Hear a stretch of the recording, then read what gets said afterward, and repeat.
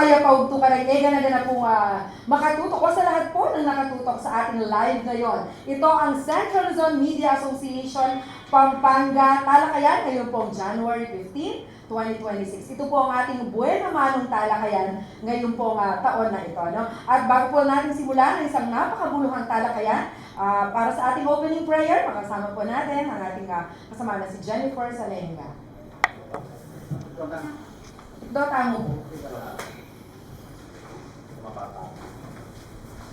In the name of the Father, and of the Son, and of the Holy Spirit, Amen. Heavenly Father, we thank you for gathering us here today, the members of the Central Luzon Media Association Pampanga Chapter, and of course our honored guest, Mayor Jeff Luis. We ask for your presence as we begin this press conference. Grant us clarity of mind, sincerity of heart, and wisdom in every word that will be spoken and written. May this gathering be guided by truth, fairness, and mutual respect. Bless our leaders, especially Mayor Jeff Luis, with discernment and strength as they serve the people. May their decisions always be anchored in integrity, compassion, and the common good. Guide the members of the media to be instruments of responsible journalism, champions of truth, voices of balance, and bridges of understanding between the government and the community. We entrust this activity to you, Lord. May it lead to unity, transparency, and meaningful dialogue for the welfare of all. All this we ask in your most holy name. Amen. In the name of the Father, and of the Son, and of the Holy Spirit. Amen. Thank you so much, kasamang Jen. Mga kabalen, ang Central Luzon Media Association o CLMA Pampanga Talakayan ay isa pong napakaganda at makbuluhang aktibidad ng ating organisasyon upang maipabatid po natin sa ating mga kasamahan, sa ating mga kababayan itong mga development na nangyayari po sa ating lugar. Kaya po nag-invite po tayo ng ating mga guests from Pampanga, Central Luzon, and sometimes national figure. Isa po leader mula sa bayan ng Arayat ang ating mga kasama. Siya po ay nagsilbi bilang konsehal sa loob po ng 3 termino o 9 na taon. Ano po? At nitong 2025 midterms election, siya po ang nagwagi bilang alkalde po ng bayan ng Arayat. We have with us, mga kasamahan ko sa CLMA at ating mga kabalay na katutok, our guest for today, Mayor Jeffrey Luis. Thank you. Aking Malago. Thank you. Mayapat mag-rush siya nga ganpanapon ngan po kay katamungan. So, lalo na po, kay katampo mga kabalen na manalbe, kaya di po kay katampo nga live interview and press conference kaya di po nga munisipyo. No? Thank you po at bigyan na po pagkakataon na hindi first na kaya katapong CLMA na magkaroong press conference for this year, no? So pasalamat ko po kay CLMA Pampanga na dinan yung pagkakataon para mailatag, mailahat tayo po yung kaya po mga accomplishment sa karetang kaya pang dapat pang mga programs for 2026, projects for 2026. So thank you very much po kaya kayong aking CLMA Pampanga. Okay, siguro po pakiramdaman tayo mo naman yung opening statement na nagkakatawa po Mayor, bakit taadinan tayo na po update haring development si Karela po pala? Unang-una kitang milabas pong eleksyon, may atita po mga promises, campaign promises, tama po kanita. So, kita pong halos ngayon pa po, so it's almost 7 months, going 7 months, yung ka na akong pamanungkulan. So, kita pong pagkaluklok tamo within the day na dinuklok tamo, may talang direktiba na retang muna kay peace and order tamo po kaya pong bali na riot. So, dead drugs, ray mga pusher, na dadakala mamisa ding bawal na gamot kaya pong riot. So, binyan tayo direktiba kaya katawa pong chief of police. So, pasalamat tamo kay ngapin ko na masanting naman yung maging feedback kaya yung operation dahil kay kaya pong peace and order. So, pangadwa, reta pong penga akong tao po kanita na mangarap kami mo po na datangin panahon na atin ng mga kanya-kanyang ambulansya ring bawat si barangay. So, atin taong pong 30 barangays po, kaya pong arayat. So, kaya pong 3 months tamo, pag-deliver tamo pong 15 ambulances kare pong si barangay. At this year, atin taong pong mga 15 ambulance ang pong datang para kompleto na tala po, reta pong 30 barangays na midi ng pong ambulansya. Maulagaya po kasi yung ambulansya kung 2 tao po. Kasi daramdaman ko, akit ko, kanita pong konsyal tamo, isipan ko, reta po tang emergency. Manu pala pang minsan kay private hospital para bayaran dala po, 12,000 to 15,000. Minsan, ganingan do, emergency, alata mong gamitan. So, inisip ko na itang maging dating imposible, gawa kay kung posible, na para abiyataya po reta pong 30 barangay ambulances. Mo po ita, so kaya katao po, kapamilatan na po ni kaya katao pong presidente, may po kay may po metong ambulansya, murin po, itang PTV, iba't lang po kay PCSO. So, tapos, may ko pa po atin ng tanong po Pepalwal last year na karing disaster tamo, kay MDRIMO, na metong pamurin pong ambulansya. So, DOH, atin kumurin pong makaantabi na metong pong ambulansya, kaya po kung lalawin tao po, almost 33 ambulances kaya pong Balen Arayat. Po. So, reta po kaya katao pong mga healthcare tamo,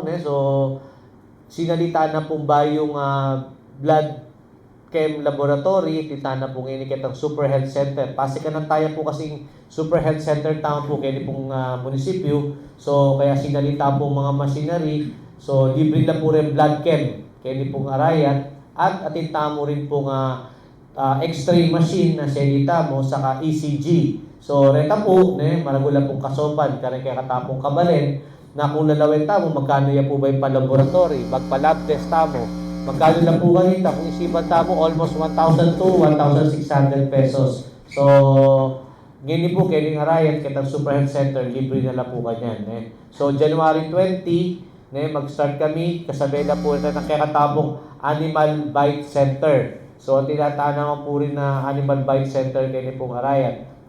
Para po sa ating po mga lolo't lola, meron na po tayong libreng blood chem, at laboratory dito po sa Super Health Center po natin, at libreng X-ray, at libreng ECG, dito po sa Super Health Center natin. At noong isang araw, gusto ko ring mabalita sa ating kababayan na sa direktiba at kasipagan ng ating pong Governor Nanay Bibi Pineda at ng ating pong Vice Governor Dennis Delta Pineda, So, yung pangarap po ng inyong pong lingkod at pangarap po ni Nanay na pagandahin, palakihin, palakasin ang district hospital. So, ngayon, sinusukat na po ang lote ng district hospital kahapon, nandun ang DNR, nandun ang mga provincial staff capital natin at ang provincial assessor doon po sa district hospital para inspeksyonin po natin yung hospital po ng district na i-renovate po natin. So sana soon as possible, maayos po natin. May inaayos lang po na kailangan i-comply ng mga documents para po makakuha po tayo at makikita yung tulong sa Department of Health. Kaya nagpapasalamat po kami kay Governor Nanay Bibi Pineda at kay Vice Governor Dennis Delta Pineda sa pag-antabay niyo po dito sa ating mga programa, lalo na po sa kalusugan. At sa ating pong basura, yung collection po natin ng basura, so pag-upo po natin, hindi pa po natin nagagamit ang ating pong sariling MRM po natin. So, nandun po yung ginagamit ko, yung dinasnan ko. Nasa Shabu Laboratory po dati yung ating pong pagtatapon ng basura. Pero po ngayon, at pinagawa, dinevelop at inaayos na maganda ngayon yung ating pong MRM sa Barangay Tabuan. So, inayos, binubungan, sinemento, binigyan ng tulugan, kumuha tayo ng almost 65 segregator para po nasisegregate natin ng maayos ang basura sa MRF at para laging malinis. So, may mga kausap na po tayo sa DOST na magti-train sa ating mga segregator para doon sa ating pwedeng maging recycle yung ating mga basura, pwedeng maging organic at pwedeng natin maging usable lahat yung mga pwedeng natin mapakinabangan doon sa ating mga basura na pwedeng i-recycle. So, sa DOST, no? So, tutulungan niya tayo ng mga bagong machinery at kami, within siguro next 2 weeks, pupunta po kami ng Bataan, magbe-benchmarking kami para mas lalong ma-improve ang ating waste management po dito sa Arayan. Isa po sa priority po yan ng inyo pong lingkod, no? Kasi po napakarami na po ng basura po dito sa Arayan dahil dumami ang populasyon at ang mga negosyante dumami rin po. So kaya ang basura, so napaka-importante na nakatutok po tayo. At sa tulong ng ating Vice Mayor ng mga Sangguniang Bayan, binigyan natin ng mas malaking pondo sa waste management din po natin, no? Sa ating po mga infrastructure naman po, no? 3 building sa school, Arayan National High School, sa Lapasturo, sa Suklayin, no? Nagpapasalamat po ako ulit sa ating pong provincial government kay Nanay Bibi Pineda saka Vice Governor Dennis Delta Pineda, ang 3 i-inaugurate namin po na building dito sa bayan ng Arayan, no? So 3 high school building na mga ginawa at meron pa ho tayong ongoing na kakatapos lang po daycare center sa Barangay Batasan at next week mag-groundbreaking na po kami, another daycare school na naman po sa Barangay Buen Suceso. So, yan po, no? So, mga farm to market road po natin, yung mga ongoing natin, ng mga projects sa Kandating, Bitas, Kamba, Telapayong, Matamo, Turon, Tabuan at San Nicolas. Almost 150 million to na mga farm to market road na na-accomplish po natin sa maiksing panahon na i-follow up po natin na para magawa yung ating mga farm to market road na kasalukuyan. Marami pa po tayong mga request, no? Sa construction at rehabilitation naman po, sa mga drainage natin, gumawa po kami ngayon 6 months planning. Gumawa po ako ng direktiba na magkaroon po ng master plan, drainage master plan, comprehensive drainage plan natin dito sa bayan ng Arayan. So 6 months pinag-aaralan, iniikot lahat yung bawat barangay. Hindi na pwede kasi yung gawa ka lang ng gawa, pero wala naman direksyon kung saan tatapon yung tubig, tapos may stop. So kailangan po natin may master plan po talaga na kailangan po natin na gawin. So sa atin po naman sa mga livelihood, no? Tuloy-tuloy po yung pagbibigay natin ng mga livelihood. Mayroon tayong bigasan. May mga pabigasan tayo sa ating mga kababayan na ibigay natin. At yung mga ayuda na sa mga vulnerable sectors natin, kagaya ng mga senior citizen, solo parents, PWD, mga burial assistance, no? Mga programang itinakda ng DSWD sa DOLE, lahat naman po yan na ibababa po natin sa munisipyo. So, kaya nagpapasalamat ako sa suporta ng DSWD saka ng DOLE, no? Na ilang beses na po na nakapagbigay ng tulong dito po sa atin. At asahan naman po nila yung mga tupad na ibibigay po natin na magtatrabaho po ng maayos within 10 days. Kailangan yun ang direktiba ko na pag sila kumuha sila ng benepisyo sa tupad, kailangan yung nagtatrabaho, yung naglilinis. Yun yung direktiba ko sa ating peso, no? Hindi pa pwede yung kakilala lang dahil gusto lang ng ayuda. Kailangan nagtatrabaho, kailangan nagwawalis, naglilinis within 10 days, no? Sa atin naman mga educational assistant, so nung pag-upo natin may natira pang budget na meron tayo, so para sa educational assistance natin. So I think October nakapag-release po kami ng para sa second semestral po na sa mga educational financial aid po, no? So ang ginawa po natin diyan, 85 ang grado na pataas at indigent, willing mag-aral pero kulang ang pag-aaral na budget. So ginawa natin 5,000 pesos ang kinabit po natin doon.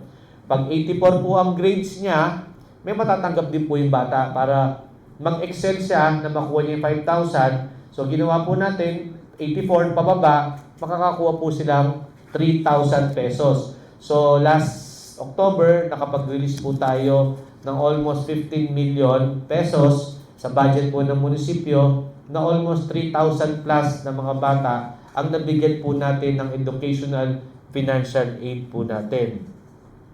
Sa traffic, no, so yung terminal natin, inaayos po natin ng maayos yung nilagyan na maayos na ilaw, maayos na sistema, yung ating pong terminal. Kaya po yung mga toda po natin ngayon sa palengke, kung titingnan po, lumuwag po yung ating pong mga traffic sa palengke po natin kasi ginawa po natin, niraradyo na lang po, pag may pasahero, raradyo na lang po ang tricycle, papunta po sa palengke. So, salitan lang po lahat yung mga bawat toda na nakapila doon po sa terminal para hindi po sila nakabalandra doon po sa palengke. At yung mga ambulant vendor po natin na inayos ko po yung market, yung sistema nila dahil nga po nagrereklamo yung mga tindero at tindera natin sa palengke na bawal na yung mga ambulant vendor sa Arayat na magpupwesto sa labas ng palengke kasi unfair naman sa nagbabayad ng mayor's permit, business permit, na sila mismo hindi na pumapasok yung mga parokyano sa loob ng palengke dahil doon pa lang sa labas ng mga kalsada, doon pa lang bibili na sila ron. So kawawa yung mga ating mga tinder-tindera sa loob. So ginawa ko, imbes na paalisin natin, nilipat po natin sa terminal. Meron po tayong covered court terminal doon na may oras sila na pwede po silang magtinda. So, nasa tao na po yun kung pupunta po sila sa terminal o sa palengke para po mamili. Importante, lumuwag po ang trapiko at ang spasyo ng ating pong palengke dahil sa ating mga concern na wala daw paradahan yung mga namimili sa kanila. So, kailangan luwagan po natin, Mayor. So, ginawa naman po ito, inaksyonan po natin. At plano ko po niyan, no, papipintura ko po ang buong palengke. Pagagawa ko rin po, no, yung mga CR nila. So, pagagandahin, aayusin ng maganda, pati lahat yung mga stalls nila. So, nakaplano yan within this year. At nag-umpisa na po ako doon sa mga canalization nila ron, yung mga tubo, drainage ng mga sira na meron sa palengke. Ngayon, pinagawa ko na pinaayos na po natin, no. So, sa ating mga tourism naman po natin, marami ng investor, no, na kagaya po kahapon na may kwento ko at may share ko lang na this time makapagsasagot ako dahil hindi na po kami wala ng oras para makipag message sa mga katanungan, no, regarding po doon sa park golf na tinatayo po ngayon sa Barangay Baliti, Palinlang, no? Ito po private po ito, hindi po pag-aari ng gobyerno po to. Dumadaan po sila ngayon sa tamang proseso na kumukuha po sila ng development permit, no? So nag-inquire muna sila bago nila i-develop kasi in-stamp po natin 'yon na bago nila umpisahan, kailangan po muna i-check muna namin kung yung po ay nakapasok sa comprehensive land use plan. Kung hindi po siya protected area, no? Para po alam po ng mga kababayan natin, wala po tayong intensyon sirain po ang kalikasan. Hindi po natin intensyon yan. At itong tinatayo po nila para po sa health po ng mga tao rin po. Dahil ito ay path course lang po to. Hindi po ito yung malaking golf course. Path course lang po tawag nila dito. Dahil yung pong mga investor na darating magkakaroon po ng isang competition dito sa bayan ng Arayan na isa po yan ang pangarap natin na magkaroon tayo ng investor na maraming iba't ibang foreigners dito sa bayan po natin. So, April 1, darating po yung malaking mga investor dito po sa bayan ng Arayan at bababa po sila dito sa Barangay Palinlang para maglaro nung kanila pong tinatayong bagong golf park golf course na meron tayo, no? So, sa ating mga resort, marami tayong resort na meron tayong open up na rito. So, ginagawa, isa na lang naman ang problema natin dito yung ating national park. Yung problema yung national park, para alam din po ng iba. Marami nagtatanong, Mayor, bakit ang dami yung awards na nakukuha? Keso bakit ang national park hindi nyo nagagawa, nabubuksan? Hindi po natin hawak po yung national park. DENR po ang may hawak po niyan. At meron po silang batas na ginawa na hanggang ngayon nakikipaghagel po ako. Nung po mga previous na administration, ang binabayad lang po is 300,000 a year. Ngayon po, pinababayad po sa amin, para alam nyo rin po mga kababayan ko, 8 million, mahigit 8 million plus a year ang gusto pabayad po sa atin. Hindi naman po natin kayang bayaran yung mga ganung amount. So, nakipaghagel po kami at ang binigay po nila, hahatiin yung area, babawasan yung area, gagawin 3.5 million ang binibigay sa amin. Hindi rin hunin namin kaya yun na ibibigay na para 3.5 million. Halos naman po yan, parang livelihood lang naman po para sa mga taong bayan yan. Na plano ko, pag mabubuksan yun, para magkakaroon ako ng mga night market dun sa harapan ng National Park, pagaganday mo, palilinisin mo, magkagagawa ka ng mga events doon. So may mga iba't ibang mga delicacies, pagkain. So parang nasa ibang lugar ka, parang pag nasa Bangkok ka, iba-iba per barangay, magbababa ka doon kung ano yung mga putahin na meron sila na makakapagtinda at sasaya yung National Park sana no? So marami sanang pwedeng event na gagawin doon, kaso hindi pa ulit mabuksan. Uulitin ko, DENR po ang may hawak po niyan.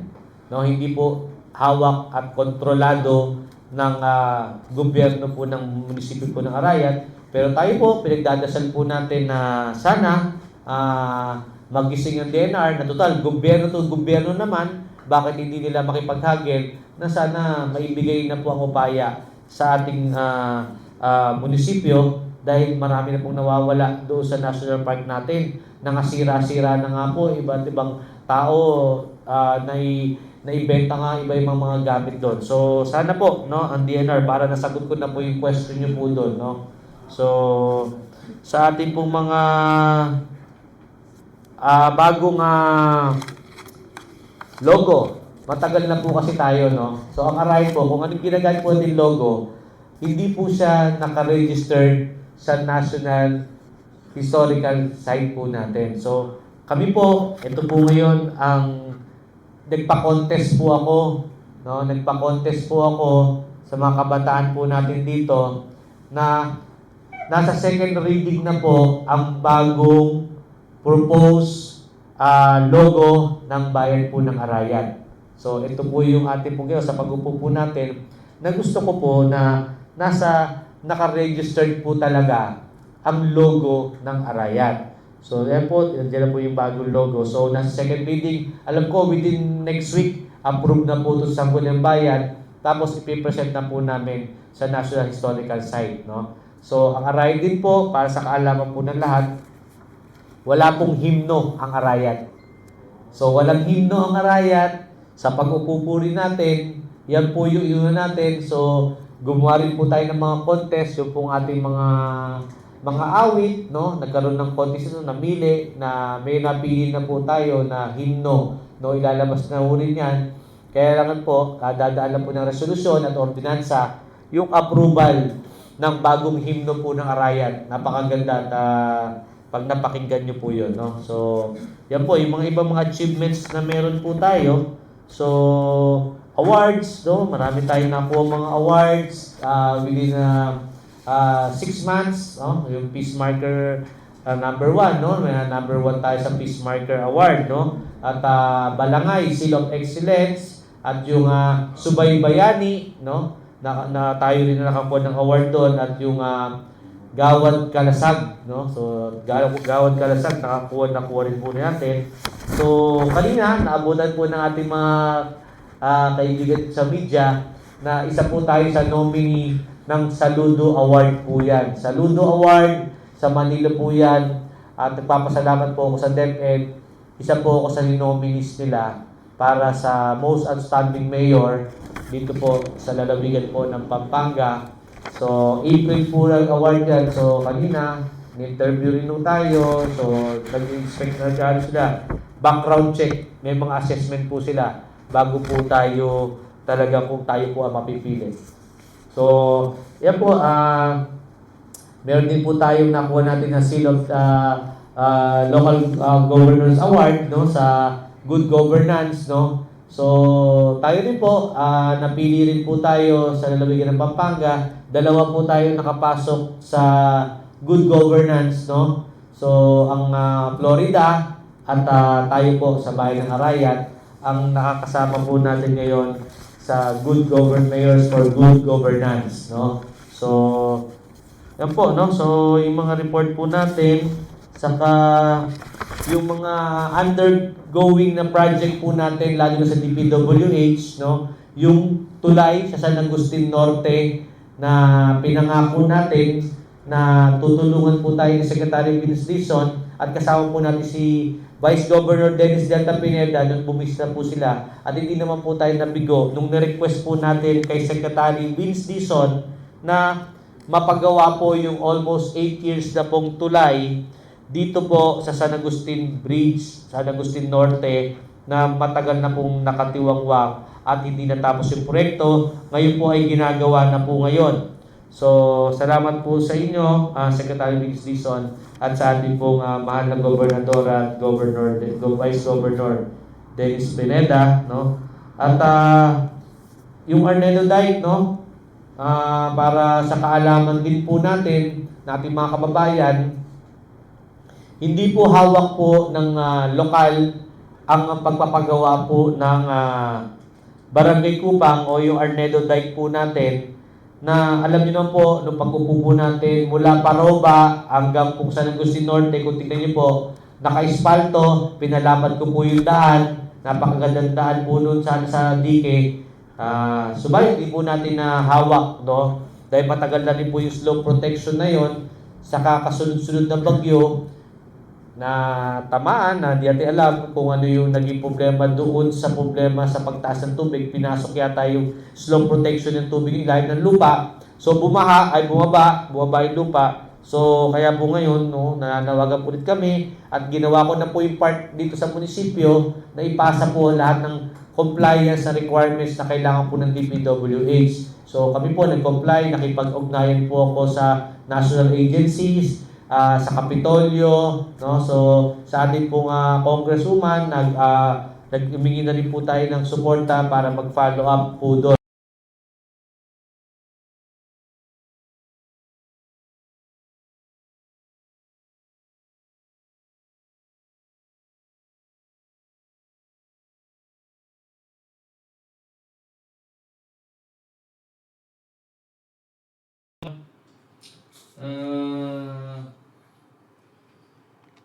Vice Mayor, no, sa ating Vice Mayor, no, sa ating pong Sangguniang Bayan, ako po'y nagpapasalamat, no, nagpapasalamat sa mga suporta na binibigay nila at hindi ko naman po magagawa po lahat yan kung wala pong suporta ang Sangguniang Bayan at ang ating pong Vice Mayor, no. So, marami pa po kayong mga ordinance at resolusyon na nakalatag po ngayon, na nakabinbin, lalo na po yung mga market code po namin, revision ng taxation, so nakapending po yan. At binibigyan ko pa po ng mga ibang mga request for resolution na itaas naman yung yung batas ng yung no helmet palis sa kayong mga nakainom. So kasi sobrang kapilan mo po pila na po rin disgrasyang milyari kayo makainom lalang helmet. So malalari dead on the spot, head on, So kailangan siguro, sabi ko, mas mahigpit kasi 200 pesos yan po yung alakang helmet, mamayad ka mo 200 pesos, violation, okay mo. So siguro, kaya may request ko po kanyan kay Sangguniang Bayan na mas dagdagan na lang po rin penalties kaya mga violators tamo. Ayan po. So, thank you po kay kakataon pong mga media. Maraming salamat po, Mayor Jeffrey Luis, sa inyo po napaka-komprehensibong pag-uulat ng mga development at mga programa po dito sa bayan ng Arayat. At sa pagkakataong ito, baka po may mga katanungan ng ating mga kasamahan sa CLMA, maaari open na po ang ating open forum, itong ating talakayan. Si Kuya Alvin Masakay from the News Channel, may tanong po kayo kay Mayor, please.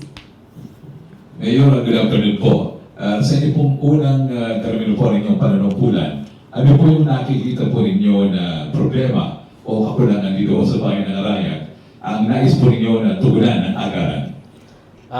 Sir Alvin, no, thank you sa yung question, no. So sa unang-unang pag-upo ko, no, so isang naging challenge sa akin nga dyan yung basura eh. Challenge talaga yung basura sa amin. So dahil nung una, pag-upo ko, ating po kasing bayad, ating pong bayad per household, nagbabayad po sila ng 20 pesos per sako. So yun po yung inabutan ko na ginawa ko, inaksyonan ko agad, tinanggal ko agad na walang singilan. Kasi obligasyon naman ng Menro yan. Obligasyon at responsibilidad po ng Menro na koleksyonin ng mga basura na walang bayad. So, no segregation, no collection, pinaiiran po namin yun. Pinaiiting ko po ngayon lalo. Kaya nga po gumawa po ako ng programa, palit bigas. Palit bigas. So, ngayon, pag meron silang plastic ng mga naipon na pwedeng maibenta, so ibinibigay po, pinapalitan po namin palit bigas lang po yun. Pinapalitan po ng bigas, yung mga basura po nila. So, ini-encourage ko nga yung mga ating mga kababayan na sana mag-segregate po tayo kasi sobrang mahal po ang hauling. Pag tonelada po talaga ang ating mga basurang hinahakot. So, isang paraan po na ginawa ko, Sir Alvin, kumuha ko ng mga 65 segregators.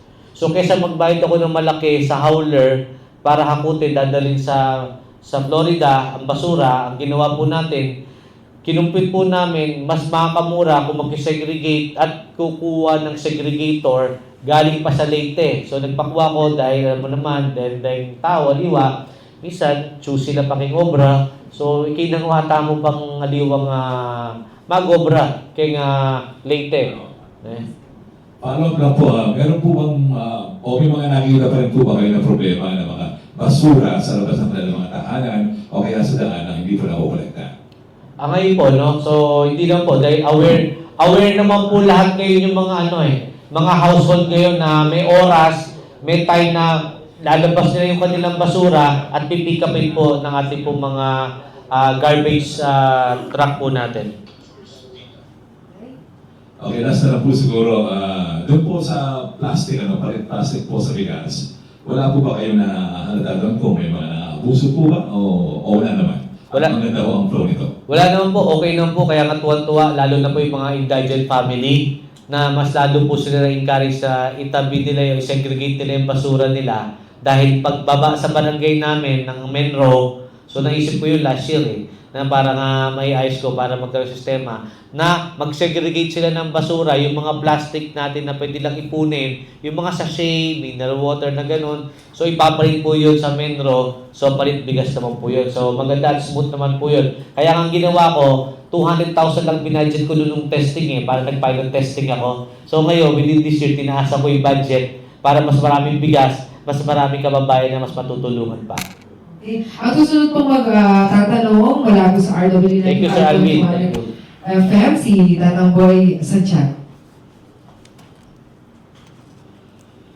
May nabanggit kayo kanina, marami na pong investor, may mga Koreano na, yung sugot, no? At saka yung iba pang locators. Nagkaroon na kayo ng land use plan. Ano pong ginawa niyo sa peace and order? At mukhang nawala yung takot ng mga mamumuhunan dito. Tito Boy, no? So, isa yan sa goal natin, yung image ng Arayat, no? So, yung image ng Arayat, lagi pag sinabi, kinakatakutan, at nakakatakot mag-invest dyan, no? So, ngayon, dahil nga, nung pagpupo natin, isa yan sa pinaka-direktiba ko sa ating pong kapulisan. Natulungan tayo sa ating kasundaluhan, so nakakapag-cooperate naman sila. So, unti-unti, nabawas natin yung mga pusher, yung mga drug pusher din sa Arayat, na unti-unti hindi na sila umaalis na rin sa Arayan. Kaya kung makikita nyo, wala na yung image na gano'n na maraming patayan. So, hindi na gano'n. Yung ibang nangyari nun, mga ano na lang yun eh. Mga personal kasing nangyari lang yung katulad last time. Okay. Sa pagkakataong ito, ang katanungan ay magmumula naman po sa ating kasama mula sa CLTV 36, Paulo G. Santos.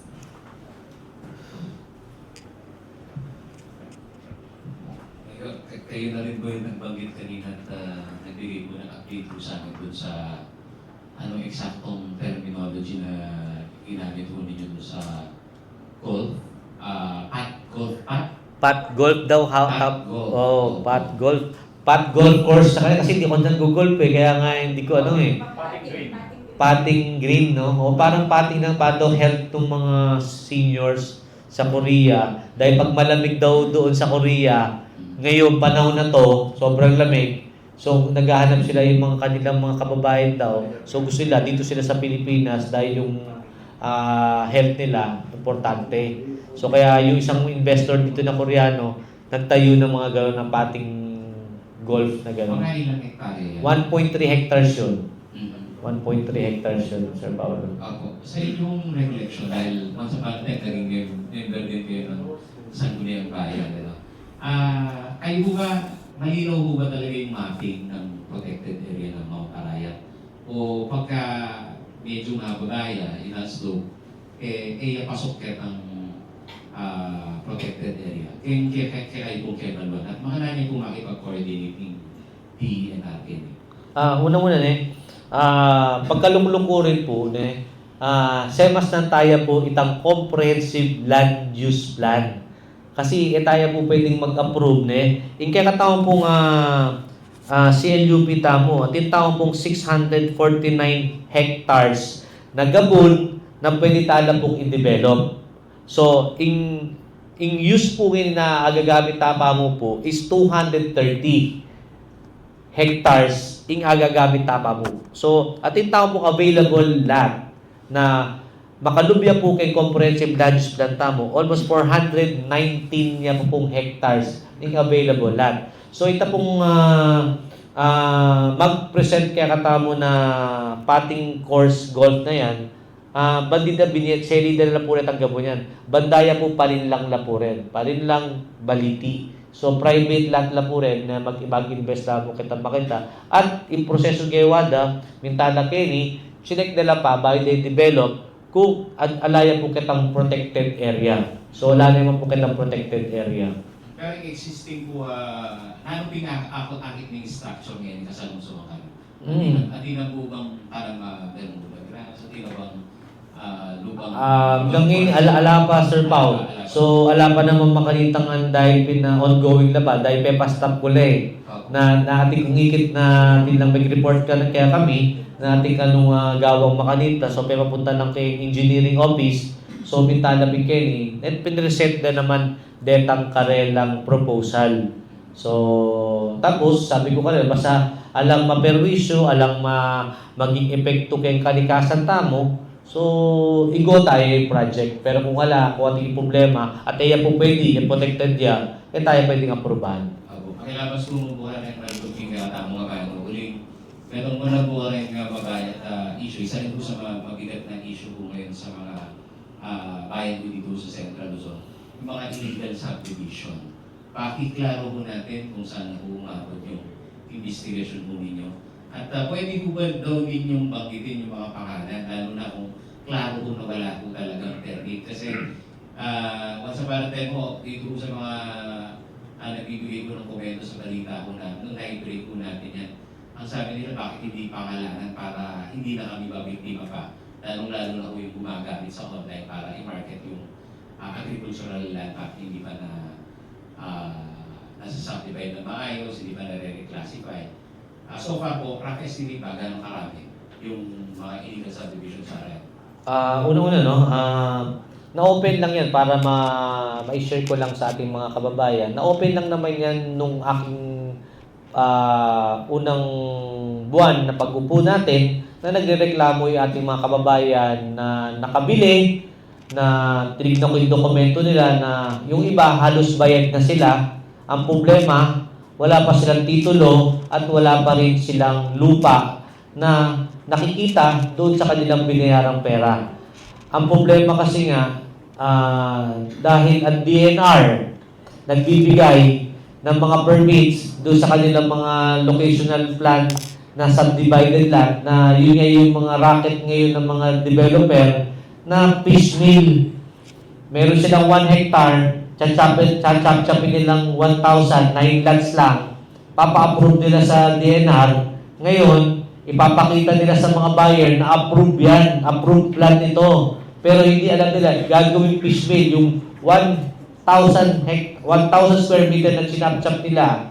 Di-divide nila yung taga 100 square meter pa. So, ibibenta yung 100 square meter na yun at doon nila ibibenta ng pahulugan. Kung titignan mo, kung kukunin nila ng 1 hectare na meron yan na almost 2 million pesos, ibibenta nila yung 100 square meter na worth 600,000.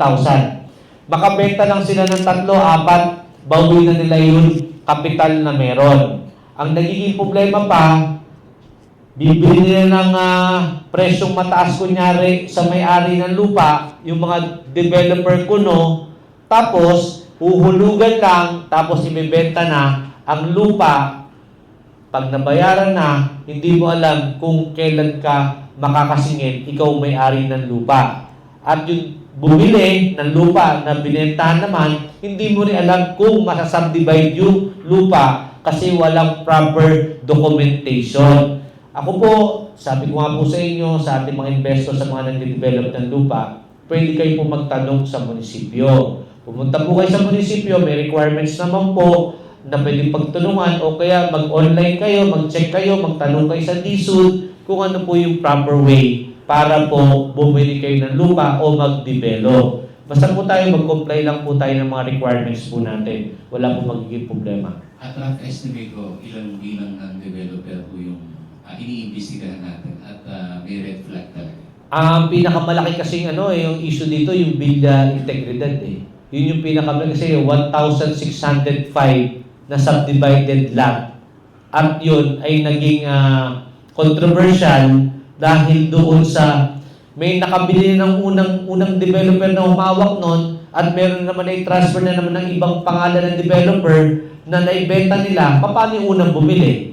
Wala na naman yung pera nila. Yung binenta nila, naging double sale, naging triple sale pa. Yung lupa nila. Kaya, yun yung malaking naging controversial, yung Villa Integridad na subdivision. Kaya ngayon, sana ayusin lang. Kaya nga po sabi ng iba, napakabait pa rin ng mayor eh. Tinuturo pa natin sa kanila kung paano yung tama. Hindi katulad ng iba. Pag sinabi sarado mo na yan, antayin mo na matapos ang termino ko. Doon natin yung pabubuksan. Pero ako hanggang ngayon, inaantabayanan ko, ayusin nyo lang yung dokumento ninyo, mag-comply lang kayo, at para maging smooth lahat yung magiging proseso para maibigay nyo na yung mga lupa sa mga nakabili. Pahuli na lang po sa akin. Ang sabi ho ng national government, malaki yung budget allocation sa LGU support.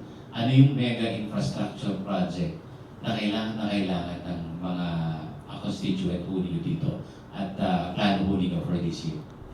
Una-una, no? Siyempre, nakangarap din tayo, darating yung time, no? Sa DepEd na makapag-request tayo ng mas marami pang classroom. So, maraming classroom, elementary, high school. So, sa DepEd na national agency natin na sabi nga nila, mas malaki daw ang pondo ngayon sa DepEd. So, baka naman po, nananawagan po kami dito sa Arayan, no? Na marami po kaming pangangailangan, school buildings dito sa Arayan. At ating mga infrastructure, sa ating mga ortilano, sa DA, yung mga farm-to-market road pa rin po natin. Marami pa po tayong kailangan po na gawing konkreto ang mga farm-to-market road. At kailangan din po natin, kung bibigyan tayong pagkakataon pa na ma-push through sa ating pong provincial government, yung extension satellite ng Pisaw dito po sa Arayan. So, meron na pong lupa na pin-inspection din po ni Nanay Governor po yan na sinek na po. So, pasok po doon sa qualification yung laki po ng hektare ng lupa para sa satellite ng Pisaw dito po sa Arayan.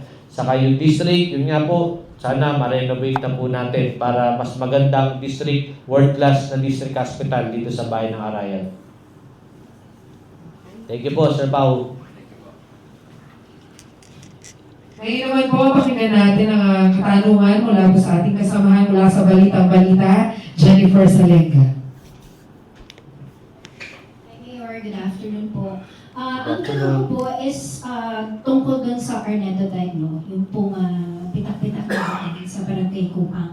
I'm sure malaki po yung epekto po nito, no? Especially sa mga communities at dun sa mga dumadaan doon.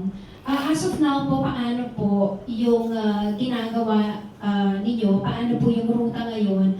At gaano po ba kalaking abala ito, no, sa mga residente at sa mga dumadaan po doon? And gaano po ka-urgent na matugunan po yung problema po?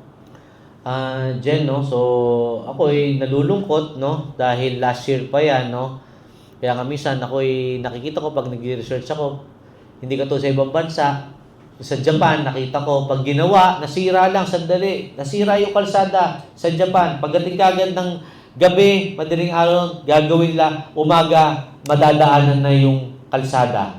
No? So, bakit sana mag-innovate din tayo ng bagong technology para magawa yung mga ganung bagay na mas mapabilis ang proseso, lalo na yung mga ganyang problem na urgent talaga, na buhay ang nakasalalay po kasi dyan, Ma'am Jen, eh. Pag yan, nag-iba at nabitas ang dike sa Kupang, di ba mas malaking perwisyo at casualty na sana, wag naman sana, lalo na kasi minsan ako'y nakikita ko lalo na nagre-research tayo, nagkakaroon tayo ng climate change ngayon. Kung titignan po natin, mas mapaaga ang bagyo na dapat hindi pa ngayon ng panahon na tag-ulan. So, wag naman sana na tuluyan na mag-ulan dito sa ating bayan ng Arayat na magka-problema pa. So, urgent naman na ginawa naman namin na humingi nga ako ng tulong kay Governor Nanay na sinabi niya, basta ipasa mo sa DPWH kung ano yung kailangan na requirements, ikalma mo lang yung mga tao at gawin mo lang yung tamang proseso at yun nga. So, sana within this year maumpisan. Pero may nabaltaan naman kasi nga ako sa DP na nakipag-coordinate ako sa kanila na inaayos na lang daw yung budget para mag-umpisahan na yung project sa Arnedo Dike.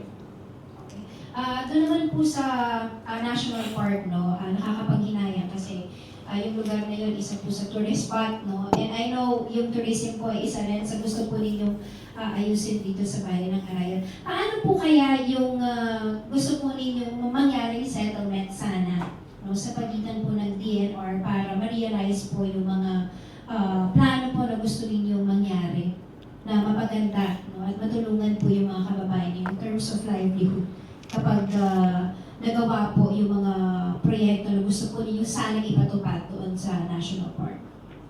So ako po, Ma'am Jen, nung 2 months na pag-upo ko, humingi din ako kagad ng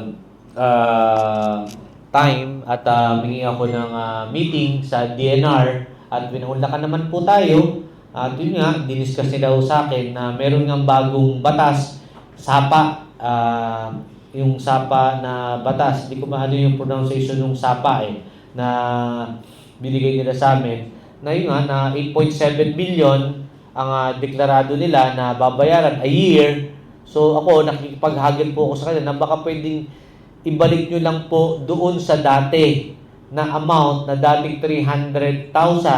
Total, government to government naman po ang humihingi ng upaya kung talagang gusto natin tulungan ang isang municipality. Sa pagkakaintindi ko, kaya hindi ko maintindihan bakit ayaw nilang ibigay yung upaya kagad sa local government na buksan ang National Park. Tapos, at tabayanan din naman kami kung meron kaming nalalabag doon, kung may protected area na bawal kami doon. So, dapat kailangan proper coordination kasi nangihinayang ako, Ma'am Jen, doon sa National Park. Ang daming umaasa, ang daming mga buhay na kababayan natin na gusto maghanap buhay, makapagtrabaho.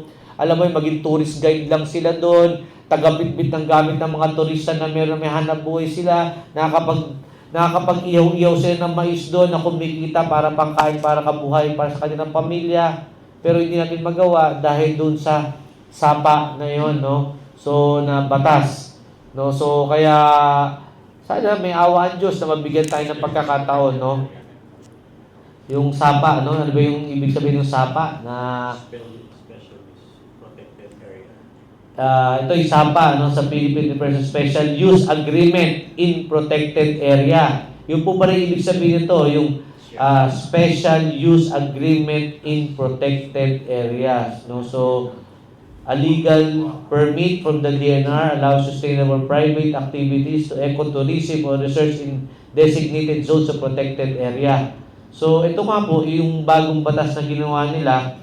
So, kaya nga po may pinababayad. Tapos tinanong ko nga po sa kanila na bakit gumawa kayo ng SAPA na gaya ng batas na tapos pababayad nyo ng ganung kataas na 8.7 million dahil daw protected area na para maproteksyonan lang nila. Parang, siyempre alam naman natin kung ano yung dapat natin gawin bilang local chief executive. Pag hindi bawal doon, hindi natin papakialaman na meron tayo. Kung ano lang yung dapat, yun lang pwede natin galawin. No? So, kaya lang masyado malaki doon sa hinihingi nilang 8,700,000 pesos, parang 8.7 million. Okay? Okay, tatanong pa daw si Paolo G. From CLTV 36.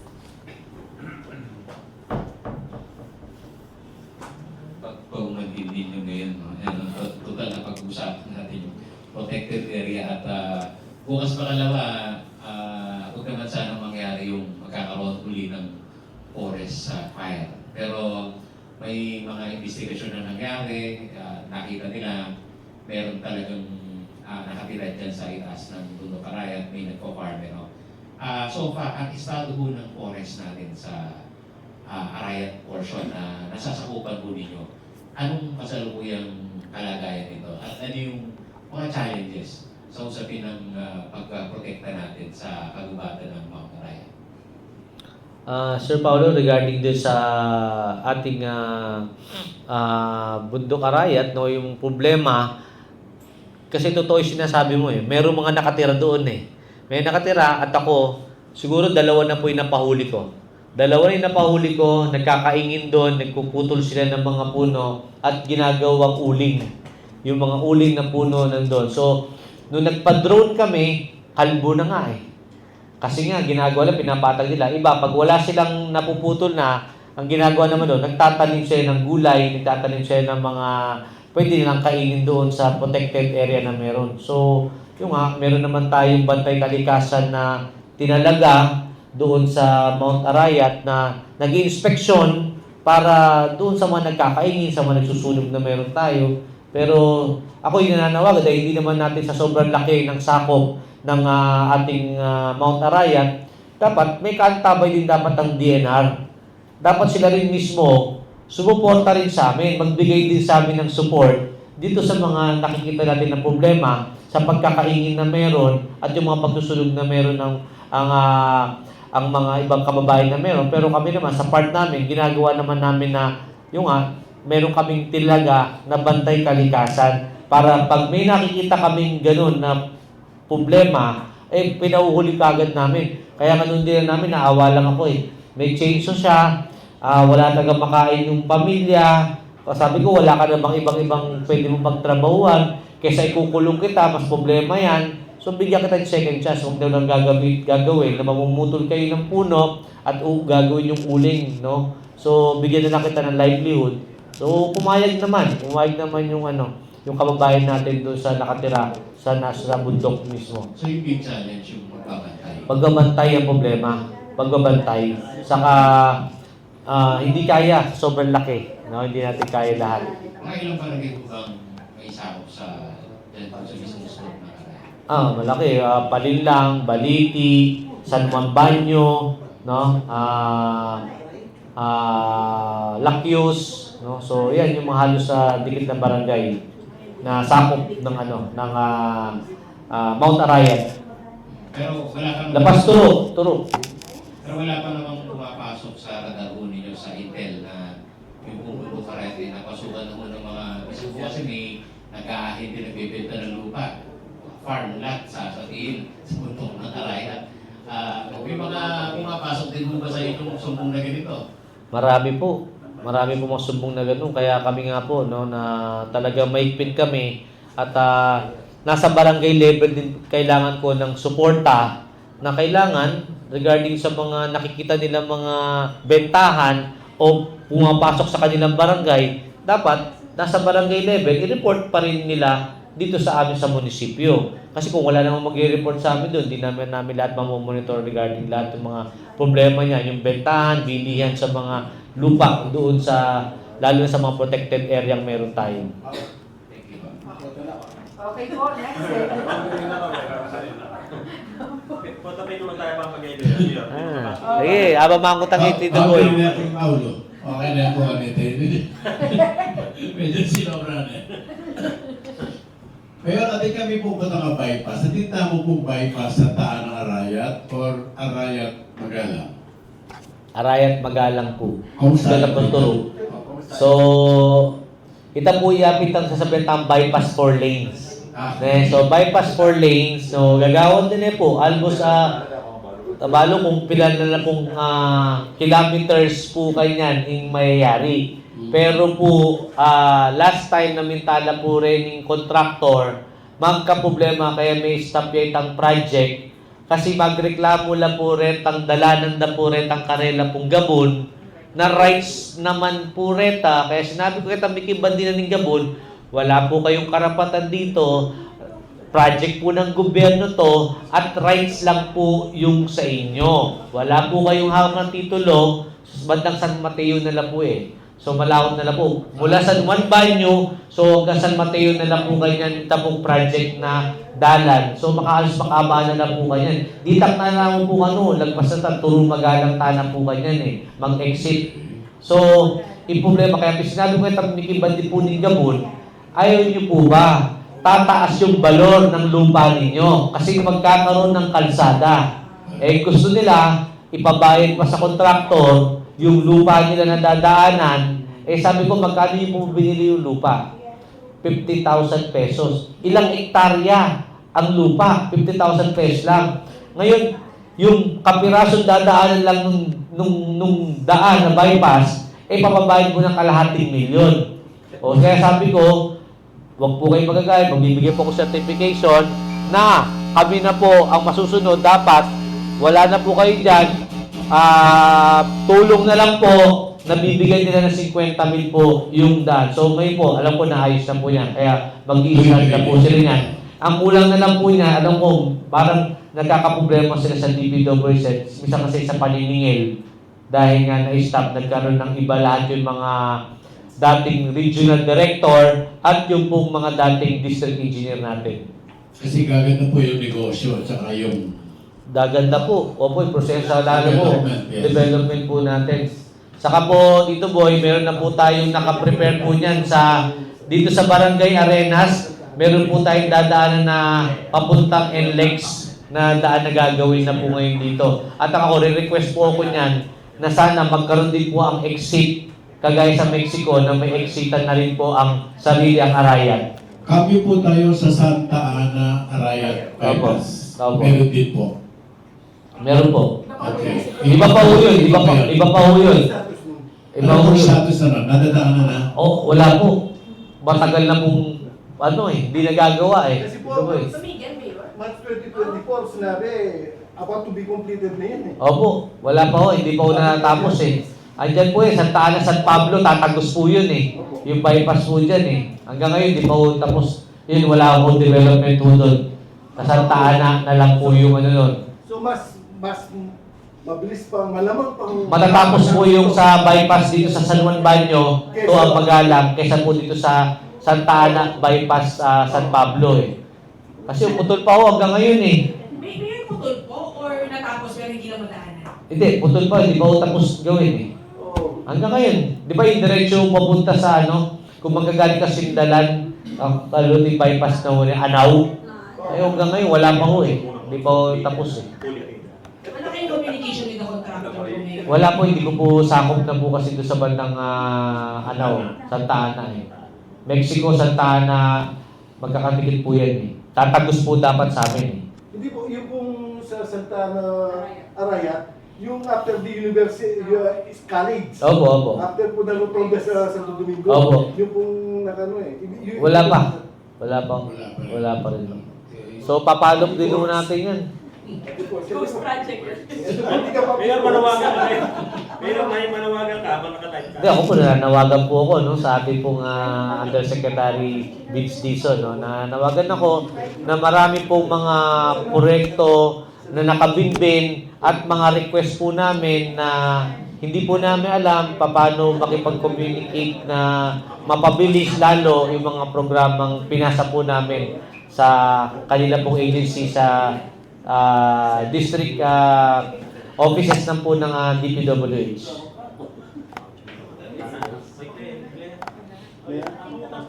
Welcome tayong pakilala ni Kelvin Bayong Malagyan po na. Siling Action, Clay Arcelias, Sunstar, Pampanga. Binuna na ako Begogra kang Mayor last week. This This week eh. Mayor, you're 6 months into your term. Kumbaga kayong private employee, regular na ka na eh. Ngayon kung bayong banwa, manano mo po magbayong estilo na nita kaya kayong pamangobyerno, lalo na po in budget, involved na kayo kaya ang pambawanan ng budget for this year. Nano mo po asahan na rin kabalita mo kayo ni Arayat from your administration? So, thank you sa kitang question mo na yan. So, siyempre, totoo sabihin niyo po, 6 months ko pa po kayo ka. Retang disnan po kayo ng budget, pubuo kanita, pubuo at makaprograma na lang po detang budget ketang disnan ko.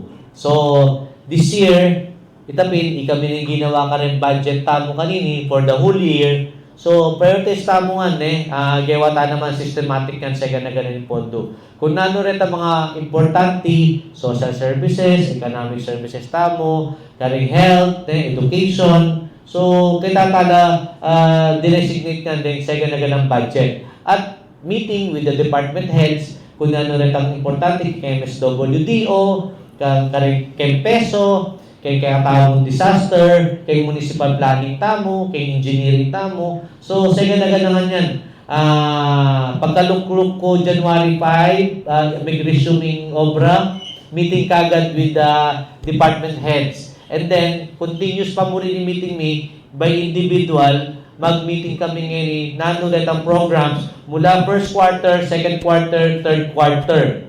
Para nga sa ganangan makasistema nga in programs, po kailangan na itang bala mo kung ano mo iisip mo, itigawan mo. So, po makanitay kaya katang pamag-gobyerno po ngayon so kailangan makasistema nga po sa ganagana in kaya katang pong programa. Magkano budget target sa'yo? Yung budget tamo ngayon, allotted assess budget tamo 670 million. 67. Dati po 602 million nga po. So ngayon 670 million na po kaya. Pero dapat ko po pamagaran kay makanya na budgeting. Na first time namin mayor, para balo po ring manalbe po. I-budget po kasi yearly, monthly lang po daratak din Pag sinabi pong 670 million po yung budget, hindi naman po ibig sabihin, yun po yung budget talagang nahawak mo na yung budget. Yan po ay preparation natin yan kung magkano po papasok natin sa mga taxes natin na pumapasok. Yan po ay ano lang po natin yan na proposal budget. Hindi po yan yung saktong budget po natin. Kagaya po itong last 2025. Ang budget po naka-allocate po sa atin na nakalagay noon, na-assess ng budget po natin, 602 million. Pero ang budget lang po natin na pumasok within total po natin is 556 million.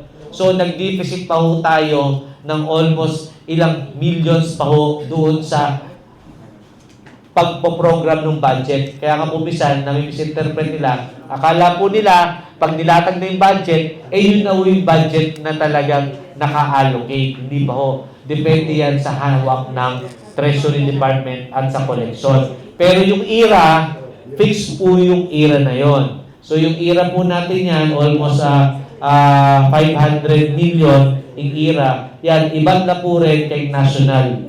So kaya po ang aray po, IRA dependent yan pamurin po. Kaya ako po, yan yung goal ko na sana pasikanan tayo pa po ikakatamo nga pamamayan, karing taxation, dahil po tao, kaya bisa pati rin sedula, dahil ang mga lati-lati mo kailangan mo mga taxes na kailangan bayaran medyo po-focus ko lang po kayo, bakit sabihin kayo pating treasury, ikakatawang BPLO, para mas dakal lang po rin kakatapong social services. At para balo na rin po, pag tumataas po yung ating pong mga taxation na yan, lumalaki po yung naitutulong po natin sa local school board po natin. Na dati ang share po ng nakukuha ng local school board po natin is 8 million. So ngayon po, ginawa ko po na 14 million na po ang local school board po para po sa Arayat, para yung mga requirements na kailangan nilang gawin sa mga bawat schools na maayos yung kanila pong mga school building, yung mga problema nila mga kailangan repair. So, meron na po. So, nag-allocate po ako, pati mga computer, laptop po nila mga teachers sa faculty staff po nila, nag-allocate po ako ng mga budget po dyan para sa ating pong mga local school board, para sa mga ating mga mag-aaral, kailangan po maging komportable. Nakita ko po kasi nung mga umiikot, kita ko sira-sira yung upuan, blackboard, kulang ang mga office supplies. So tayo, nag-allocate tayo ng mas malaking budget para sa ating pong local school board. Anong class pong municipality? First class municipality po, Sir Bob. Gerald Lotan po from Pampanga. Mayor, tanong lang namin, kasi kanina, papunta dito, talagang ang dami na, may mga, bukod sa traffic, merong Watermart, ang dami ng mga mall, no? Ang dami na rin mga hotel, tapos meron pang, nakalagay, City Mall, tapos yung hotel, City Hotel. YY Hotel.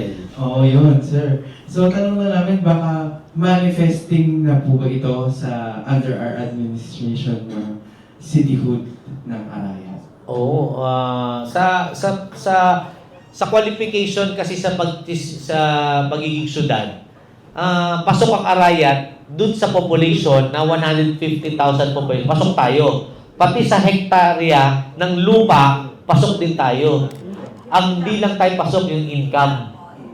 Doon tayo hindi pumapasok. Na yan ang sinasabi ko nga po, na minsan, yung mga nagbabash sa atin, na sinasabi lang, bakit tinataas daw natin yung mga tax na yan, na kung ano ng paninira na gagawin. Hindi po, kasi obligasyon po natin yan. Kasi first class municipality po tayo. Every 5 years po, kailangan nagtataas po ang market code natin, taxation natin, no? So, hindi po ako personally ko po yun. Kasi, sabi ko nga po sa inyo, may iwan po tayo pag hindi po tayo nagbayad ng tamang buwis. Lalo yung mga negosyante natin, yung mga bawat illegal subdivision na yan, kung bakit natin kailangan i-reclassify na agricultural to residential, agricultural to commercial lot o industrial lot natin. Bakit kailangan i-reclassify yan?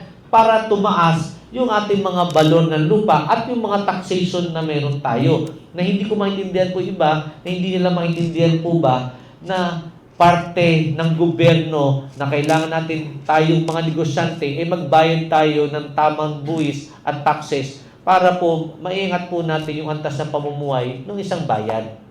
Yun naman danas Garcia ruling. Pinang-impact yan tayo ang ruling. Atin. Oo, atin lang po. Atin lang po. Okay. Mayor, alam naman po natin kung kaano ang controversial ngayon ng mga DPWH project. At parang nga sinasabi na kayo sa accountability kung saan hindi siya madedeklara as a complete project unless dumaan po sa inyo. Ano po ang pagtingin ninyo dito na lahat ng ito ng DPWH ay kailangan na dumaan talaga sa inyo? Ako, mayroon ako mga nakakausap, nakakapag-meeting ako sa ibang mga kakilala sa DPWH, no?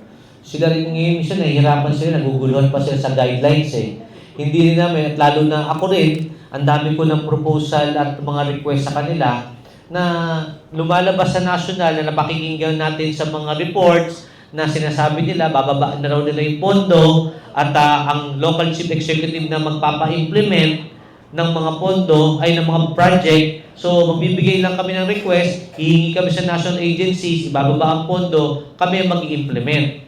Ang problema, hanggang ngayon, wala pa rin yung guidelines. naguguluhan din kami kung hanggang kailan dahil ang bilis ng panahon, ang 3 taon na panunungkulan, napakabilis, napakaiksi. Hanggang kailan natin mapapa-implement yung mga projects na meron. So, waiting pa rin kami man dyan kung ano yung guidance. Pero sana, ako ay nananawagan para isahan na lang. Kasi mas alam namin po kung ano yung mga problema at dapat namin gawin sa bayan po namin. Kung ano yung mga priorities na dapat pong kailangan gawin, yun po sana napakinggan po yung boss po namin bilang kaming local chief executive po. Ang musta lang po ako. Ano next steps ng kandating? Yung kandating po, doon po sa isang portion na ginawa na po ng El Marie, nagawa na po.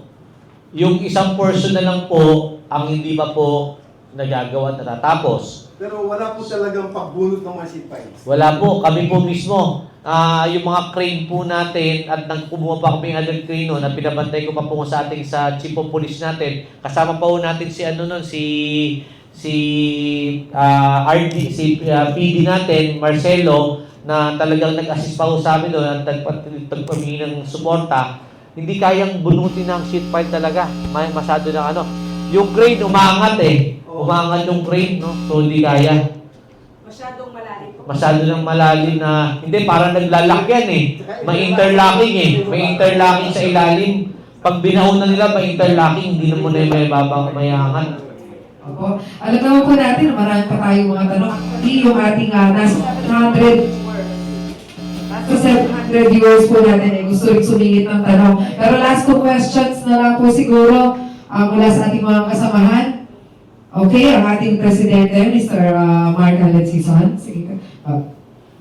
Okay, thank you, Chief Malago. Mayor, dumako naman tayo sa ibang item. Halos nabanggit na yung mga programa, mga proyekto. Yung pagiging 3 or full-term councilor po ninyo, paano po ito naging advantage sa inyo? Yung transition sa pagiging alkalde. At paano ito magiging advantage sa pakikipag yung approach niyo o rules of engagement sa Vice Mayor at saka sa legislative branch?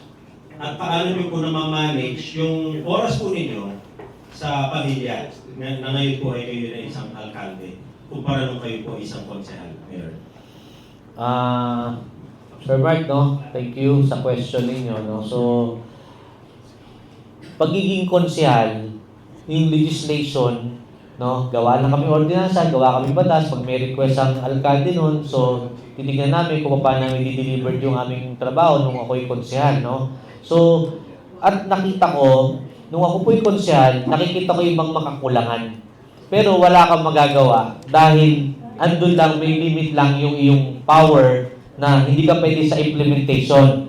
Executive lang ang implementation. Legislative, kailangan dyan, ordinansa, batas, no? So, hindi pwede pa. Pero, nakarelate ako, na nakita ko, mula sa laylayan, nung ako yung 3-term councilor, nakikita ko yung maraming pagkukulang. Pero, yan, depende pa rin sa budget. Kahit anong galing ng mayor, kung hindi naman sapat ang budget mo at sa munisipyo mo, kasi kami nun, dinisa lang namin nung konsel po ako, ang sweldo ko lang po nun, 20,000 pesos.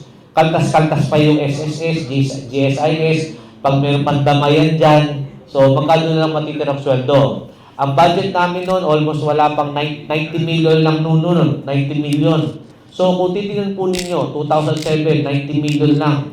Anong magagawa mo noong mga panahon na yan? So, kaya nga, kahit gano'n ka nga kagaling, kung hindi nga sapat ang pondo ng iyong munisipyo, minimal lang yung magiging proyekto. At minsan, minsan nakukumpara po tayo sa ibang lugar, ibang syudad, na katulad po ng mga lolo't lola po natin, na, Mayor, bakit po sa Pasig, 3,000 pesos ang binibigay na ayuda sa mga senior?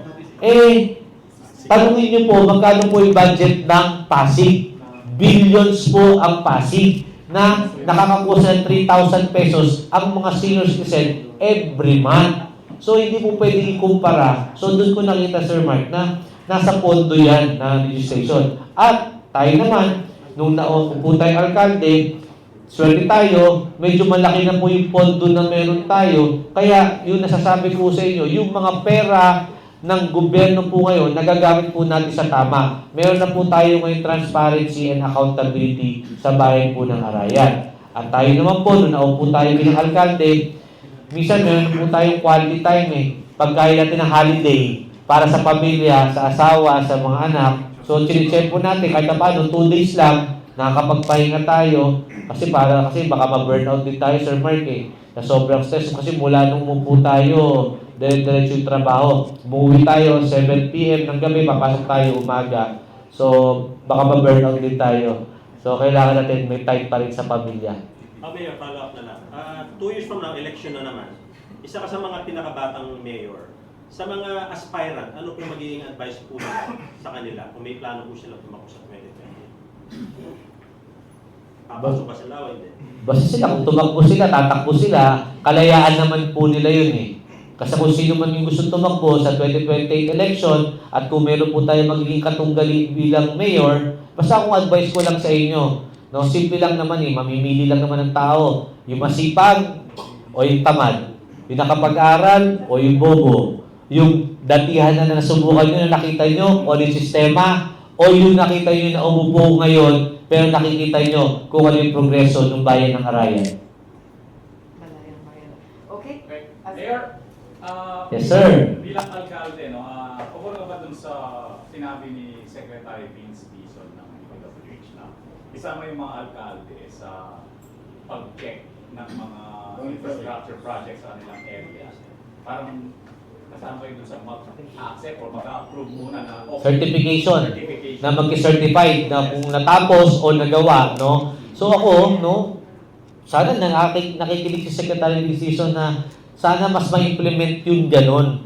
Na sana naman, kagaya ni Governor Nanay, sila rin nga, hindi nga nila alam kung ano yung mga proyekto ng mga panahon na yan kasi hindi dumadaan So bahala na lang sila, basta lang na natapos, sasabihin natapos na wala namang kaming alam. So ngayon, dapat, pag umpisa pa lang ng project, kailangan dadaan sa Office of the Mayor o sa Governor para na ma-certify natin na ito pala yung project, titignan nila, tapos tatawagin namin ng engineering, titignan natin kung tama yung plano at saan gagawin yung project. So pag natapos yun, kami naman pupuntahan ulit yun, mag-i-inspection kung tama at dapat dadaan sa amin. Hindi yung minsan, ginagawa ng iba kasi, tinatago, kapitan lang ang kausap para i-certify nila yung project. So ngayon, dapat sana, nanawagan tayo, kami mga mayors, na magkaroon naman kami na upaya na kami, bago lahat makapag-kolekta ang mga contractor, kailangan certified muna ng mayor kung tama, walang ghost project, at substandard ba yung project. So kailangan sana dumaan din sa local chief executive at para isa lang ang kausap nyo. Pag may problema, automatic, mayor lang ang pupuntahan. Bago umpisahan, dapat may permit. Dapat lahat saka, isa pa ito, nasa batasuri niyan. Pag ang contractor pala, magagawa sa isang bayan, kahit may permit siya sa ibang lugar na yon, kukuha pa rin ng permit din pala dapat sa munisipyo. Magbabayad pa rin po pala. Meron po palang nandun sa batas po yun, doon sa taxation nung nag-seminar po kami, na hindi rin niya alam, nasasabi niya, bago nga mag-umpisa, kumuha muna kayo permit sa munisipyo. So pwede ipasara. Pwede pasara, pwede basta pag wala ka palang permit, kailangan ganun po pala. Pasara nyo na. Okay? Okay? So, Luis Rutao from GMA Regional. Yes, Ma'am Grace. Hi po, Luis. Ito si Grace, si Luis, Mayor, narinig na po natin yung magandang plano natin para sa mga kababayan natin sa Arayan. Gusto lang namin malaman, sir, yung mga plano natin sa mga, mga empleyado natin dito sa munisipyo with regards to regularization po ng mga empleyado. Yan. Magandang question yan, no? Kaya nga ako nung pag-resume ko ng June 5, syempre, renewal ng JO. Renewal, JO, daming nagpapakaswal. Ako naman, sabi ko nga, basta magtrabaho ko ng tama, huwag luging gobyerno sa'yo, renew kita. Pero kung tamad ka, at dinadaya mo yung oras mo, ako, sabi ko nga, diretso ko sasabihin sa inyo, magpahinga na kayo. No? Kasi kailangan natin dito, kailangan may political will Hindi yung laging hindi ko na iboboto to kasi ganito to, tinanggal kami sa trabaho. So lagi yun yung katakot ng ng politiko eh. Pero kung hindi, sabi mo nga kung gusto ko at mahal ako ng tao sa 2028, ako pa rin ang iboboto nila. Salamat. Kung hindi naman, salamat din pa mo rin. Kasi kailangan tamo ayusan tayo yung sistema ng munisipyo tamo. Basta sa akin, lagi ko sinasabi sa tao, pag mali, mali. Pag tama, pupurihin kita, retain kayo. No, kaya nga ako, nagbabawas ako ngayon, yung mga hindi talaga qualified sa bawat department. Kaya nga po kagabi, kahapon, tambak po lahat yun eh. Dahil yung mga assessment, saka yung pipirmahan ko na kung sa renewal na reappointment ulit. Ako po mismo, iniisa-isa ko. Pag hindi sila qualified, pasensyahan tayo. Kasi bakit to? Sa akin din naman magbubumerang eh, per department eh. Pag hindi tama ang trabaho ng ginagawa ng departamento nila, sino maapektuhan? Si Mayor, kasi mali yung mga taong kinabit. Si Mayor, kasi palpak lahat yung mga trabahong ginagawa. Hindi naman sila ang apektado, si Mayor lagi eh. No? So kaya ako, may ipit ako doon. At ako naman, nakita naman nila nung Christmas party nila. Binigay ko ng magandang Christmas party ang bawat munisipyo. Ngayon, dahil meron na kami libreng blood chem, ang munisipyo muna unang-unang magte-testing ngayon lahat ng empleyado kailangan magpa-blood chem para alam nila kung mataas ang cholesterol nila, sugar nila, uric nila, fatty liver na ba sila, no? So, dahil sa sobrang dami siguro haba ng bakasyon, no? So, yung mga cholesterol nila, sabi ko, i-check nila mismo dahil libre naman yan. So, tapos magkakaroon kami ng drug testing din dito sa munisipyo. February 3, magkakaroon kami na random na buong munisipyo na drug testing. Para lahat ng nagtatrabaho sa gobyerno sa munisipyo, drug-free sila. No? So, tapos yung nakikita ko na pamimili, paano sila ikakaswal at paano ko sila permanent, tinitignan ko rin yung haba ng panahon ng pagsisilbi nila sa gobyerno. Pag nakita ko matagal ka rin, ilang taong ka na, hanggang ngayon, GO ka pa rin. So, inaangat ko, inuunti ko, hindi ko naman pagsabay-sabay. Inaangat ko, casual sila. Yung iba nakikita ko na talagang 10 taon na, hindi ka pa nape-permanent, o gagawin kita ngayon, pag nakita ko, i-assess kita. Kung nagtatrabaho ka, binoto mo ko, hindi mo ko binoto, walang problema sa akin. Importante, kaya kitang indepensa dahil nagtatrabaho ka ng tama at qualified ka sa posisyon, pe-permanente kita. So, yun yung mga benepisyong meron sila. So, basta sabi ko lagi sa kanila, walang personalan lagi, trabaho lang tayo. Pare-pares tayo nakikitrabaho sa gobyerno, so kailangan pagtulungan natin para may ayos natin ang sistema ng gobyerno ng Arayan. No? So tayo, nakikita ko naman, nagiging good example tayo sa ibang municipalities. No? Ako tumitig din ako sa mga galawan ng ibang municipalities, ibang mayors. Ina-adapt ko rin naman yung ibang galing na meron sila eh. No? So ako rin naman, nakikita ko rin naman, pag nag-uusap-usap kami, may mga nakukuha mga pointers din naman dito sa bayan ng Arayan. So ngayon nakikita ko pa nagiging pagalingan ngayon ng mga ngayon eh. Bawat mayors, saka bawat municipality. Nakikita ko po ngayon yan. Kanya-kanya silang social media, kanya-kanyang galing eh. Natutuwa po ako sa healthy competition po talaga yun. Mura tinalo sila sa smarter mamaya. Magtitiktok Number one. Number one. Pero magtitiktok na ako kayo niyan, no? Hindi ko po kaya yun. Parehas po nga yung pa ako eh. Opo. Baka Kaya alam ko po marami pang tanong sa mga isipan ng mga kasamahan natin, no? At saka sa mga nanonood natin dito sa ating live. Siguro po ang inyong final and short message, Mayor, for our Kabalens. Unang-una, no? Pasibayon, pasalamat ko. Maragol kayo nga. Di kayo nga na kasanggata mo kay media, dahil kung wala naman po kayo, no, paano ninyo ilalatag at ilalathala lahat ang bawat programa dito po sa, hindi lang po sa Pampanga halos sa Bulacan meron po kayo no? So thank you very much sa oras na binigay po ninyo sa akin at pinaunlakan niyo po ako. So sa ating mga kababayan, no, yung mga narinig po ninyo ng mga programa, hindi naman po tayo perpekto at wala naman po perpektong nanunungkulan. So tayo naman po, kung ano lang po yung kaya natin, kung ano po yung kayang gagawin po natin, yung best na meron po tayo. Asahan nyo po sa 2026, gagawin ko po kung ano po yung nakita ninyo nasipag po natin ng pagkatrabaho. This 2026 siguro doble o triple pang mas sipag pa ang gagawin ko po para po sa inyong lahat. Hindi ko na po kailangan mag-iwan pa ng pangako para po sa inyo. Basta po ako, gagawin ko na lang po yung tingin kong tama at ako'y magtatrabaho na may puso at may takot po sa Diyos. Kasi bayo po, ne? Thank you very much po kay Pamanan Beyo, ne? Reta mag-comment, okay mo yan, mag-comment kayo po mag-comment para basa nila lang po kanyan. So, thank you po, Ma'am Atching Malago, ne? Yes. Okay po, again, thank you so much. Ang ating pong buhay mano, ngayong 2026, Arayat Mayor Jeffrey Luris, at sa ating mga nanood, no? Sana po ay naging updated kayo. Nasagutan ninyo ilang mga katanungan. And of course, mas nalaman po natin ang mga ginagawa ng ating lokal na pamahalaan. And ito po, no? Sa pangunguna po ng ating presidente, Sir Mark Allen Sison, si Boy Santiago, inaanyahan po natin sila para i-award ang Certificate of Appreciation.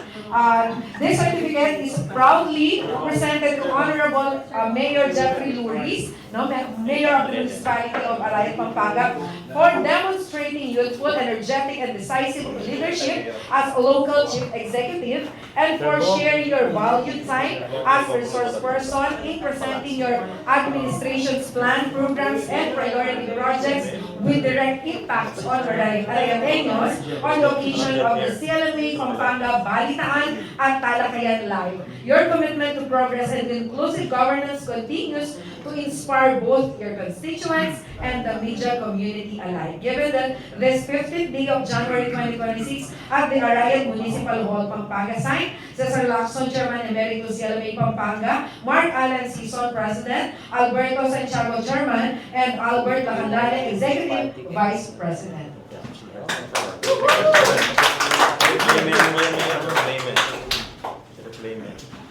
Yun!